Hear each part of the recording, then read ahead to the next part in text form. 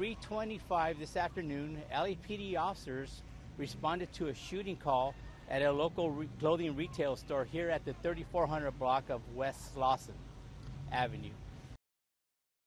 Upon their arrival, they noticed that 3 individuals had been shot and were suffering from gunshot wounds.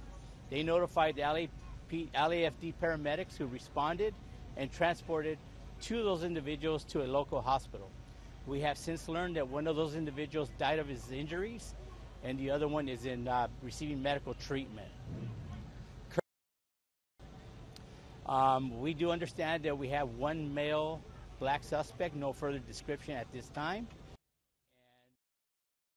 And that's correct. That suspect is not in custody, and currently we're going to start canvassing the area, talk to any witnesses, and also we're going to canvass all the local area for any videos that may be surfaced.